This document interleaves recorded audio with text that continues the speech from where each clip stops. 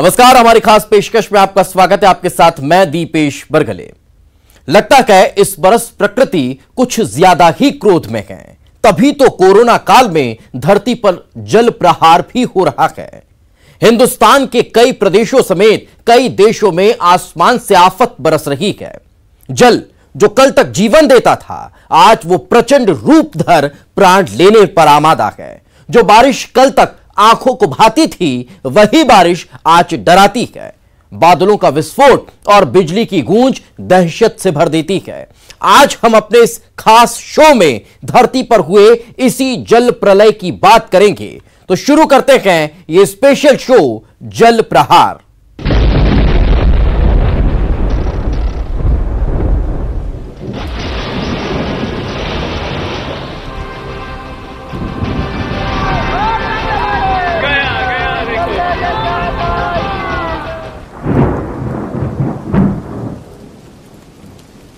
ऐसा नहीं है सिर्फ हिंदुस्तान के लोग ही जल प्रहार का दंश झेल रहे हैं। भारत के पड़ोसी देश नेपाल, बांग्लादेश, पाकिस्तान और चीन में भी बाढ़ ने कम तबाही नहीं मचाई। चीन में बाढ़ के चलते 160 से ज्यादा लोगों की मौत हो चुकी है और वहां 4 करोड़ से ज्यादा लोग प्रभावित हुए हैं।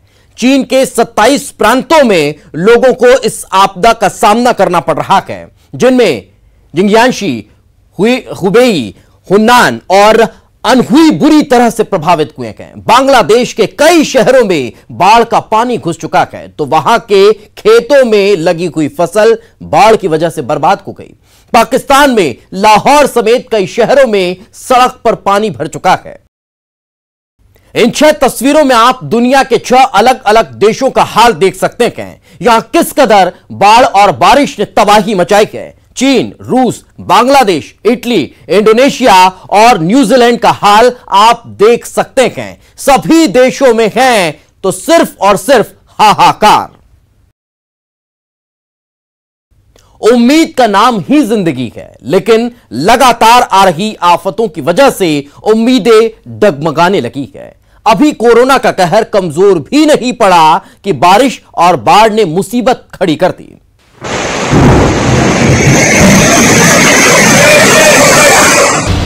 पहाड़ों पर हाहाकार, समंदर हुआ खूंखार, पानी का प्रहार। तबाही की ये तस्वीरें उत्तर हैं, जहां मौसम ने करवट ली तो इंसान एक बार फिर से कराहने लगा है। मानसून के कारण अब काफी जगह बारिश हो रही है। उत्तराखंड में भी तेज बारिश को लेकर अलर्ट जारी किया गया है। इसी बीच हरिद्वार की मशहूर हर की पौड़ी पर आकाशीय बिजली गिरने के कारण भारी नुकसान हुआ है। यहाँ बिजली गिरने से पूरी दीवार गिर गई और पूरे क्षेत्र में मलबा फैल गया। पिथौरागढ़ के बाद उत्तराखंड के ही चमोली में बारिश की वजह से पीपल कोटी के पास भूस्खलन हो गया। इसके कारण नेशनल हाईवे 7 को बंद करना पड़ा। इस बीच लोगों की लापरवाही भी देखने को मिली। लोग जान जोखिम में डालकर टहते पहाड़ का नजारा देखते और वीडियो बनाते नजर आए।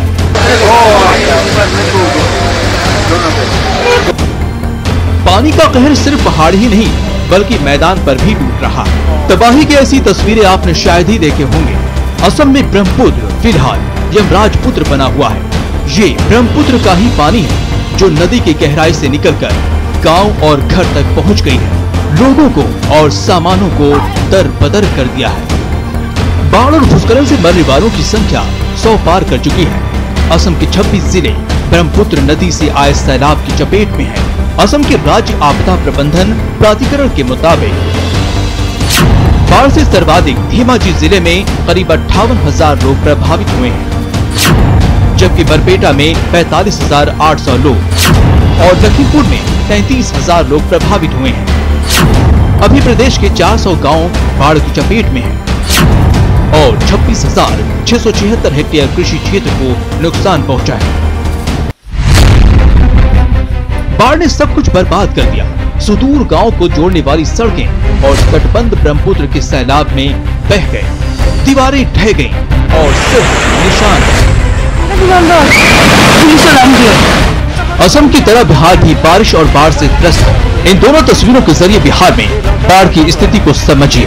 पहली तस्वीर काठमांडू की है, जहां लगातार भारी बारिश हो रही है, भूस्खलन हो रहा है। नदियों की ये रफ्तार कहर ढाने के लिए बेकरार है। वहीं दूसरी तस्वीर वाल्मीकि नगर के गंडक बैराज की है, जहां बेकरार होते धार की वजह से गंडक बैराज को खोल दिया गया है। इसकी वजह से प्रदेश के पश्चिम चंपारण, पूर्वी चंपारण, गोपालगंज, मुजफ्फरपुर, वैशाली और सारण सहित 6 जिलों में बाढ़ को लेकर अलर्ट जारी किया गया है। जबकि इन जिलों के साथ ही बिहार के 9 जिलों में पहले से ही बाढ़ की वजह से कोहराम मचा है। पहाड़ और मैदान के बाद अब बात समंदर की, जिसका पानी कोची में जमीन पर घुसपैठ कर रहा है। देखिए इन तस्वीरों को, कैसे ये पानी तेजी से शहर के सड़कों के जरिए घरों तक घुसपैठ कर रहा है। Bureau report, news 18 network.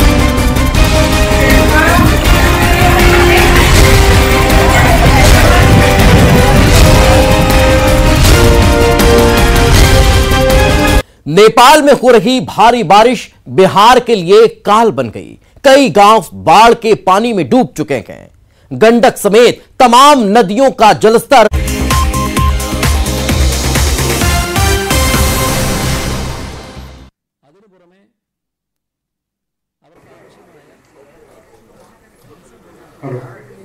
तो ये तस्वीरें इस वक्त आपके टीवी स्क्रीन पर हैं और ये गवाह हैं इस बात के कि बीजेपी लगातार कांग्रेस में सेंध लगा रही है।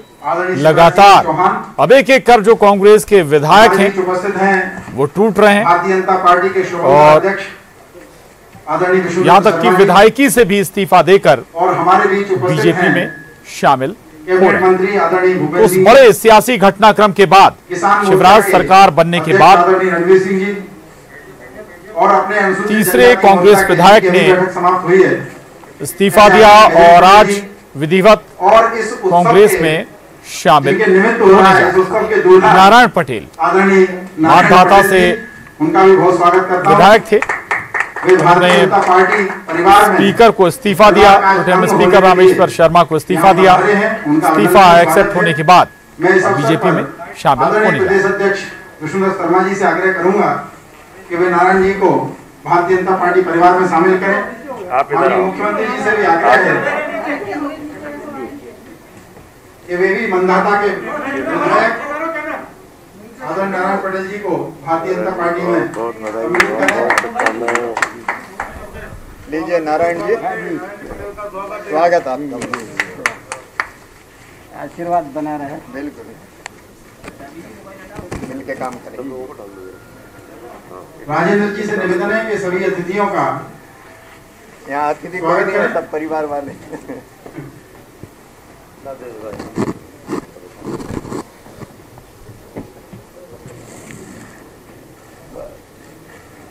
बहुत धन्यवाद आदरणीय राजेंद्र जी। अब मैं प्रदेश अध्यक्ष जी से अनुरोध करूंगा कि इस शुभ अवसर पर 2 शब्द हम सबसे कहें।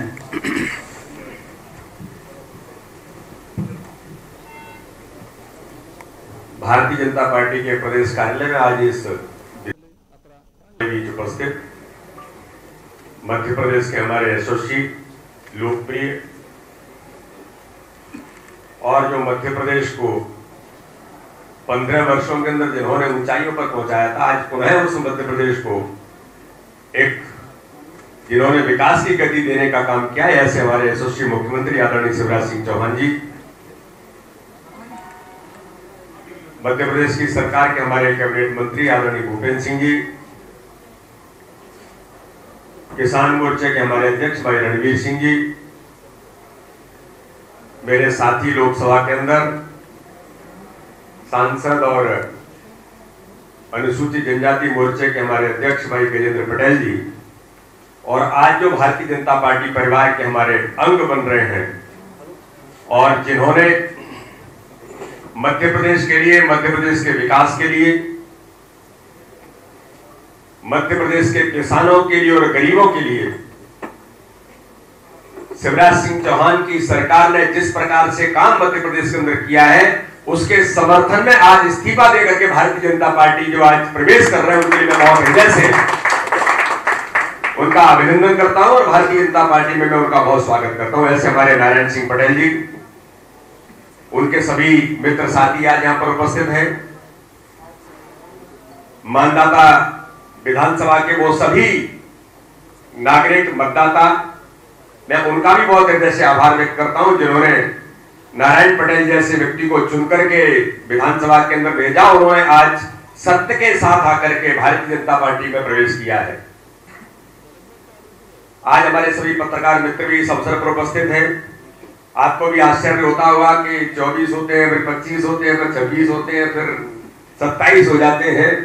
तो ये यात्रा शिवराज सिंह चौहान जी के साथ मध्य प्रदेश के अंदर लगातार जिस गति से बढ़ रही है, तो ये यात्रा भी अनवरत क्या होगा मैं इसके बारे में बहुत कुछ कह नहीं सकता, लेकिन मैं इतना जरूर कहता हूं कि मध्य प्रदेश की यात्रा, जो विकास की यात्रा मध्य प्रदेश की सरकार ने जिस प्रकार से अपने मध्य प्रदेश को पुनः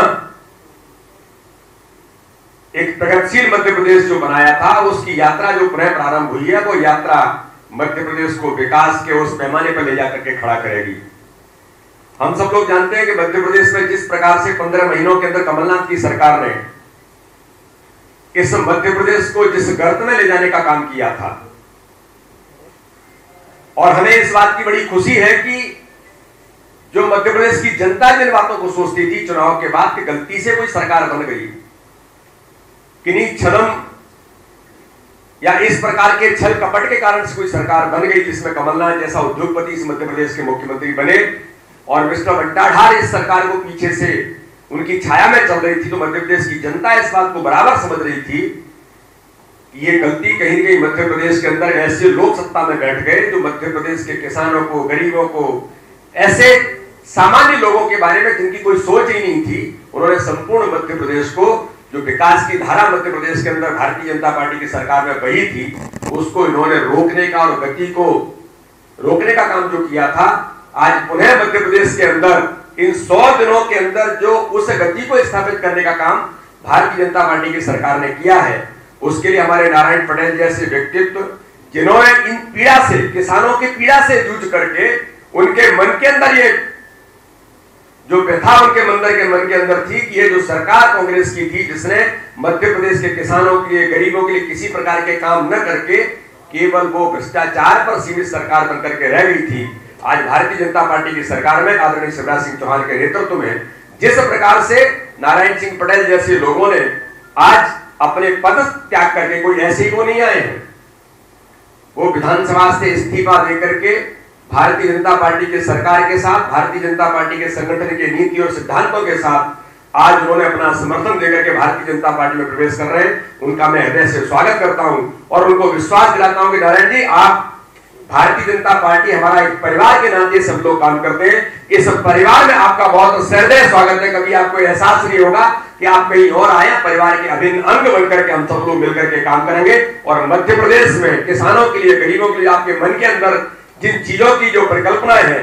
उनको आदरणीय शिवराज सिंह चौहान के नेतृत्व में हम उन ऊंचाइयों पर मध्य प्रदेश को ले जाने का पूरा काम करेंगे। इसी आशा और विश्वास से आपको पुनः एक बार बहुत बहुत धन्यवाद, बहुत बहुत बधाई। जय हिंद। बहुत बहुत धन्यवाद आदरणीय अध्यक्ष जी। आपने कहा कि कोई ऐसे ही इस्तीफा नहीं देते, ये सही है, किसी ने लिखा है कि कुछ तो मजबूरियां रही होंगी, वरना कोई यूं ही बेवफा नहीं होता। आज नारायण जी हमारे परिवार में शामिल हो रहे हैं, क्या परिस्थितियां रही वो जरूर बताएंगे, लेकिन उससे पहले मैं आदरणीय मुख्यमंत्री जी से आग्रह करूंगा कि वे भी हमारा मार्गदर्शन करें। भारतीय जनता पार्टी के यशस्वी और गतिशील अध्यक्ष आदरणीय श्रीमान विष्णुदत्त शर्मा जी, पार्टी के वरिष्ठ नेता, नगरीय विकास मंत्री आदरणीय भूपेंद्र सिंह जी, हमारे किसान मोर्चे के अध्यक्ष भाई रणवीर रावत जी, हमारे अनुसूचित जनजाति मोर्चे के अध्यक्ष सांसद गजेंद्र सिंह जी, भाई लोकेंद्र जी, और आज विधानसभा की सदस्यता से इस्तीफा देके भारतीय जनता पार्टी परिवार में सम्मिलित होने वाले हमारे साथी मित्र आदरणीय नारायण पटेल जी, उनके सभी साथीगण और मित्रों, कांग्रेस आजकल ट्विटर पार्टी हो गई है। ट्विटर खेलती रहती है। अच्छा, ट्विटर में भी कई बार राहुल जी भारत की तो बात नहीं करते, चीन की बात करते रहते। उनको सपने में भी मोदी जी दिखाई देते हैं। संगठन का पता नहीं। जहां सरकार थी वहां सरकार ने राज्य की दुर्गति कर दी, राज्यों की। और कांग्रेस में हताशा का, निराशा का दौर है। अब नेता ही क्या करेंगे इसी का ठौर नहीं है। किस दिशा में कांग्रेस जाएगी इसका ठिकाना नहीं है। यहां भी एक ही आदमी सब कुछ है। दिल्ली में एक परिवार, यहां एक व्यक्ति, मुख्यमंत्री, नेता प्रतिपक्ष,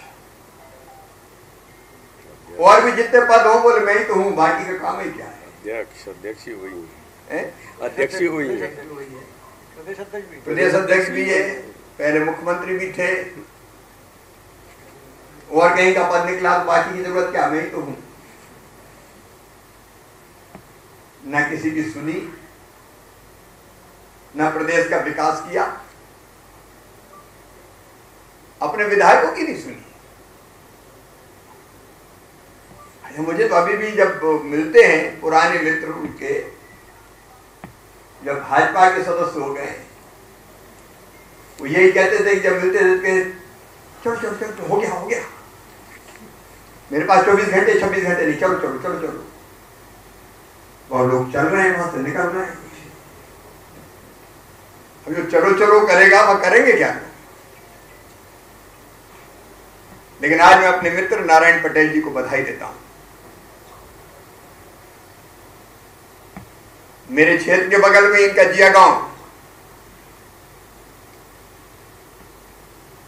और वर्षों से निष्ठावान कार्यकर्ता, नेता के नाते जनता की सेवा कर रहे थे। मानधाता विधानसभा क्षेत्र में जो कुछ भी काम किया विकास का, कांग्रेस ने नहीं किया, हमने किया, भारतीय जनता पार्टी ने किया। 15 महीना वहां कोशिश की कि हो जाए क्षेत्र के काम, लेकिन वहां निराशा हुई, कोई काम हुए नहीं, विकास के काम नहीं हुए। इसलिए अंततः उन्होंने तय किया कि भैया ऐसी कांग्रेस से भगवान बचाए, हम तो उस पार्टी में जाएंगे जिसका नेतृत्व श्रीमान नरेंद्र मोदी जी करते हैं, अमित शाह जी करते हैं, जेपी नड्डा जी करते हैं, जो विकास भी करती है और देश की सेवा के लिए सर्वस्व न्यौछावर करने को तैयार रहती है। हमारे ऐसे साथी का भारतीय जनता पार्टी परिवार में मैं हृदय से स्वागत करता हूं। और नारायण का वैसे भी कांग्रेस पे क्या काम है? नारायण तो भाजपा में हो गए। हाँ, तो मंदिर के निर्माण पे ही सवाल उठते रहते हैं। अभी तक समझ में नहीं आ रहा कि हाँ करें कि ना करें। तो नारायण जी बिल्कुल सही जगह आए, और जिस विश्वास से आए हो इस विश्वास को भाजपा कभी टूटने नहीं देगी। जैसा हमारे अध्यक्ष जी ने किया, कहा है, परिवार की तरह भारतीय जनता पार्टी एक सदस्य के नाते आपको स्नेह देगी, और मिलकर हम जनता की सेवा करेंगे, विकास के काम करेंगे। आपका बहुत बहुत स्वागत।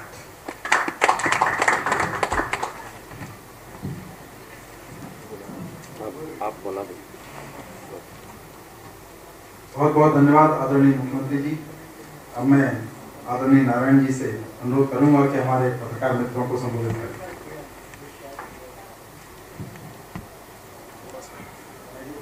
सर्वप्रथम इस परिवार में मैं आज शामिल हुआ हूं।